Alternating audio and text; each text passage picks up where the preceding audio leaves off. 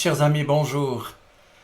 Pour ce nouveau rendez-vous du quart d'heure biblique, j'aimerais aujourd'hui que nous évoquions le sens, la raison de nos vies chrétiennes. Parce que la question est légitime.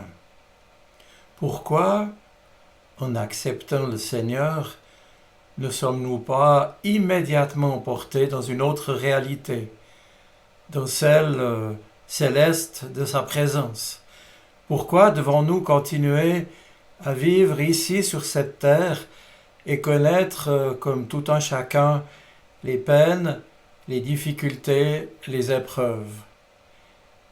La raison de notre vie chrétienne, ce matin, j'aimerais que nous puissions non pas nous poser la question du pourquoi en un mot, mais du pourquoi vivons-nous en deux mots. Pourquoi? Pour quelle raison? Dans quel but? Aime et fais ce que tu veux, disait saint Augustin. Non comme une invitation à faire n'importe quoi, mais comme un appel insistant à vivre comme des justes, c'est-à-dire à être ajustés à Dieu dans l'écoute et la mise en œuvre du seul commandement de l'amour de Dieu et du prochain. Le livre des Proverbes, je ne sais si vous l'ouvrez régulièrement, mais parmi d'autres dans l'Écriture, le livre des Proverbes nous donne toutes sortes d'exemples de ce qu'il appelle, entre guillemets, la justice des honnêtes gens, c'est-à-dire précisément de ceux et de celles qui vivent selon ce que Dieu souhaite pour chacun de nous. Et pour utiliser son langage, contrairement aux fourbes, aux arrogants, aux malhonnêtes, aux menteurs, aux perfides, aux envieux, aux méchants, aux impies, aux ambitieux, l'homme et la femme qui sont dits justes, c'est donc dire qu'ils sont ajustés au projet de Dieu, encore une fois. Ceux-là font preuve de sagesse, de droiture, de loyauté, de justice. Et c'est ce qui permet alors à l'auteur du livre des Proverbes de conclure au chapitre 11, au verset 30, je cite, « Que le fruit du juste devient arbre de vie. » Notre propre existence, vécue dans cette perspective, devient source de vie. Il y a dans ces affirmations une dimension personnelle et sociale, puisque non seulement celui ou celle qui est juste l'est pour lui-même d'abord, mais parce qu'il produit aussi du fruit pour les autres. En somme, il y gagne sa liberté et la leur, alors que le fourbe, selon l'appellation des proverbes, lui qui se croit libre, est finalement prisonnier de sa fourberie. Ce n'est pas de la morale. Même si dans notre croissance spirituelle, personnelle et communautaire, celle-ci est utile. Mais c'est ce qui fonde cette belle affirmation « Aime et fais ce que tu veux » pour qu'animé par l'Esprit de Dieu et à l'imitation de Jésus-Christ, tout ce que nous faisons, nous le fassions par amour. Oui, aime et fais ce que tu veux, disait ce grand chrétien Augustin d'Hippone, père de l'Église, simplement pour nous inviter à conformer notre désir à celui de l'amour de Dieu, ce qui n'est pas facultatif dans la vie d'un chrétien, mais une nécessité vitale, un projet de vie, celui de Dieu pour chacun de nous. Et c'est le sens même de notre existence de chrétien dans ce monde. Oui, à savoir nous laisser transformer par sa présence, agissant en nous par son esprit, pour conformer notre désir donc à l'amour de Dieu du prochain. Et dès lors, promesse de lendemain meilleur, nos actions accompliront librement la justice de Dieu. Alors pour évoquer ce aime et fais ce que tu veux, j'aimerais reprendre brièvement avec vous 3 textes bibliques qui illustrent 3 dimensions de notre vie chrétienne, de ce programme d'aimer, de ce programme qui consiste à vivre en conformité au projet de Dieu pour nos vies. Ma première piste se trouve dans l'Évangile de Marc au chapitre 12, les versets 41 à 44. Jésus est là avec ses disciples dans le temple et voici qu'il remarque que beaucoup de gens de bien déposent leur offrande dans le tronc pour le temple. Et il nous est dit que beaucoup de riches y avaient déjà déposé de fortes sommes. Et voici qu'une pauvre veuve arriva et déposa quant à elle 2 petites pièces, une somme minime.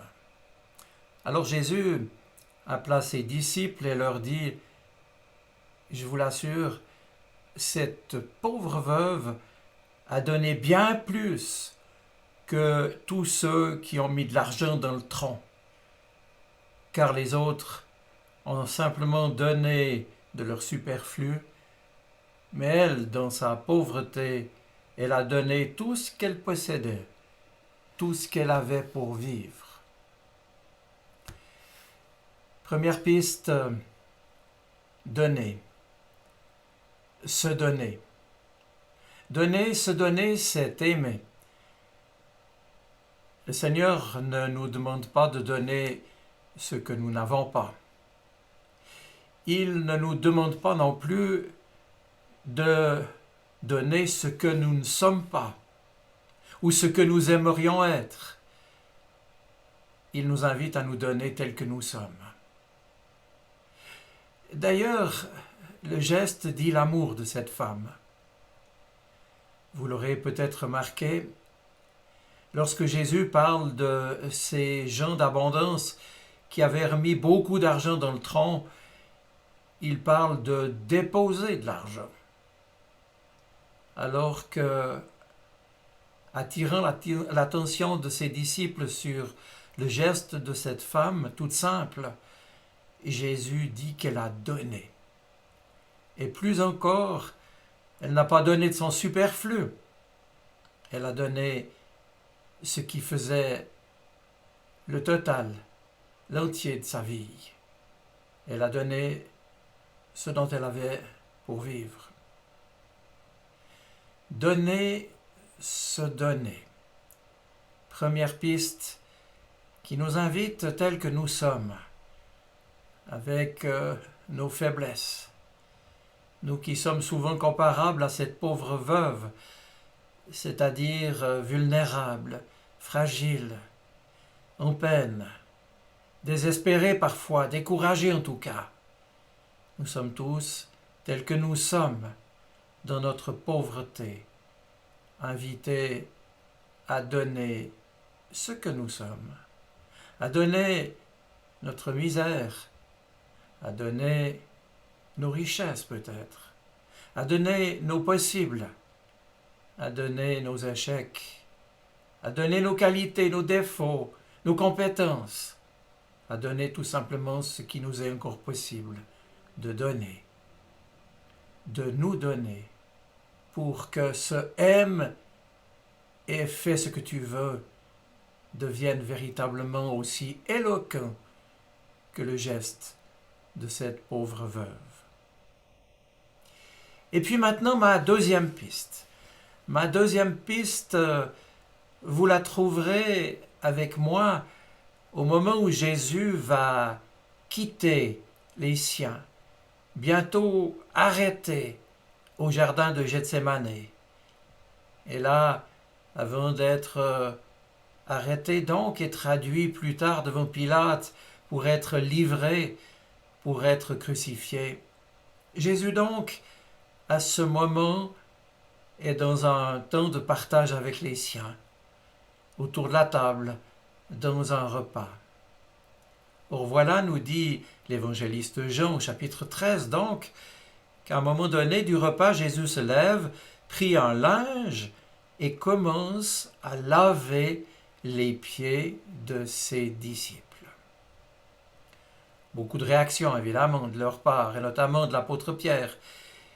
Mais peu importe, Jésus, ayant terminé son travail, son service, va s'adresser aux siens en leur disant « Comprenez-vous ce que je vous ai fait? Et je vous ai donné là un exemple, afin que vous fassiez vous aussi comme je vous ai fait. » Et il ajoutera « D'ailleurs, le serviteur n'est pas plus grand que son maître. » Ma deuxième piste ici, après donner, se donner, c'est servir. Qu'il est difficile parfois de servir les autres. Qu'il est difficile de servir plutôt que de se servir. Servir. N'est-ce pas ce que Christ lui-même a fait, se faisant serviteur par amour? Aime et fais ce que tu veux, mais la plus belle dimension de l'amour, c'est de donner sa vie et de servir. Que celui qui veut être grand parmi vous, dit Jésus, soit votre serviteur. Et puis, dernière piste que je vous propose pour vivre en aimant, pour vivre selon le projet de Dieu pour nous, c'est sous la plume de l'apôtre Paul, dans sa première lettre aux Thessaloniciens, au chapitre 5, le verset 18. « Remerciez Dieu en toutes circonstances. Telle est pour vous la volonté que Dieu a exprimée en Jésus-Christ. » La reconnaissance. Quoi que nous puissions vivre, remercier le Seigneur, le remercier pour tout ce que nous pouvons vivre, que ce soit dans les difficultés, dans la peine ou dans la joie, que ce soit dans la réussite ou dans les échecs, sachant que quoi qu'il arrive, rien ne peut nous séparer de l'amour de Dieu manifesté en Jésus-Christ, dira aussi Paul dans sa lettre aux Romains. Rien. Remercier Dieu en toutes circonstances. Tel est sans doute un des secrets du bonheur de la vie chrétienne. Se savoir dans la main de Dieu, savoir qu'il reste et qu'il restera à toujours le Seigneur, celui qui tient le monde dans ses mains, celui que nous pouvons louer, que nous pouvons remercier. Alors, aime et fais ce que tu veux. C'est-à-dire, sois dans une vie ajustée à celle que Dieu veut pour toi et qu'il a manifestée en Jésus-Christ. Un beau programme pour cette semaine. Je vous souhaite une semaine bénie et je vous dis mon amitié. À bientôt.